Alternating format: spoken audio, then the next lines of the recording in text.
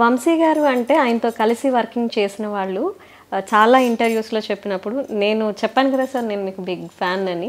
So మీ interviews అన్నీ నేను తప్పకుండా ఫాలో అవుతున్నాను. సో వాటిల్లో ఒకటి ఏంటంటే కౌసల్య గారి ఇంటర్వ్యూ కూడా చూశాను నేను, సింగర్ కౌసల్య గారు. సో మీరు చనువు ఎక్కువైతే లెహ సో ఇలా చాలా సరదాగా ఉంటారంట సార్. నాకు మా జిల్లా స్లాంగ్ అంటే ఇష్టం అండి. నేను పంచకవ్యాలు చదివాను, స్పష్టంగా చక్కగా మాట్లాడగలను. మా స్లాంగ్ మీద నాకున్న ప్రేమతో కొంచెం చనువు పెరిగిన వాళ్ళతో నేను అలా మాట్లాడతానండి. మరి కౌశల్య గారు ఎక్కడ చెప్పారో నాకు తెలియదు, ఆవిడ ఇప్పుడు అలా సంబోధించలేదు. నాకు ఏ చనువు కూడా లేదు. పోతే చక్రీ మ్యూజిక్లో పాడింది ఆవిడ కొన్ని పాటలేవో.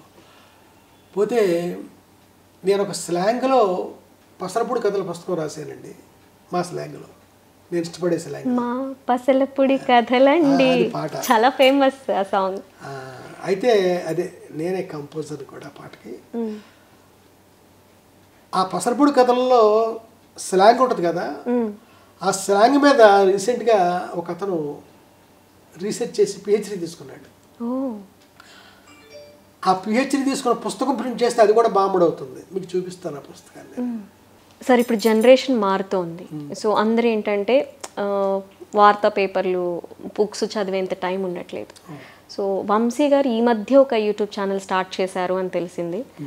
సో ఫర్దర్గా మీరు సోషల్ మీడియా ద్వారా అభిమానులకి చేరువ ఎలా అవుతారు?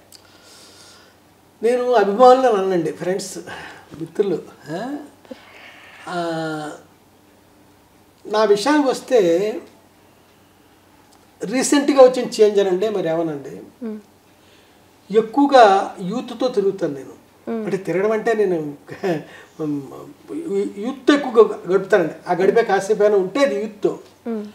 వాళ్ళ ద్వారా ఈ కొత్త కొత్త భావాలు, కొత్త కొత్త ఆలోచనలు అవి తెలుసుకోగలుగుతున్నాను నేను.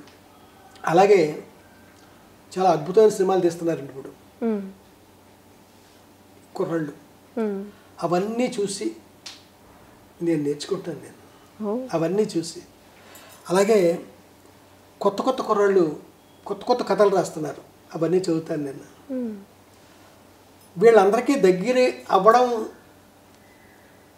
ఇదో కారణమేమో తెలియదు. నేను యూట్యూబ్ పెట్టడానికి కారణం వాళ్ళ దగ్గర అవుదామని ఆలోచన కూడా నాకుంది.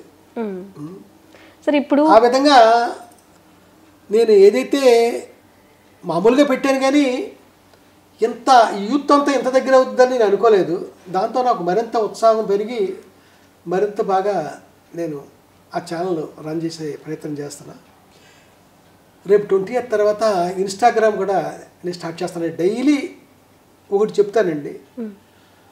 అది అంతకుముందు వాళ్ళకి తెలియంది, ఎవరికి చూసేవాళ్ళకి. అలాంటిదే చెప్తాను ఒక విషయం, ఏదో ఒకటి.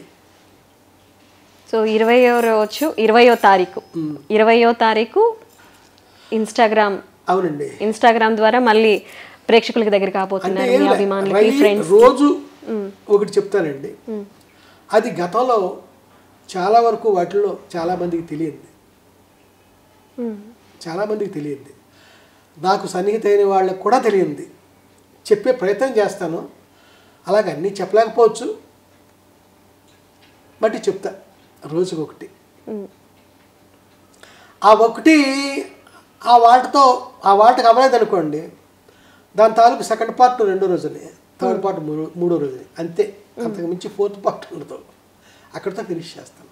ఎందుకంటే 1 నిమిషమే కదా మనం చెప్పాల్సింది, లెంగ్త్, అందుకోసం.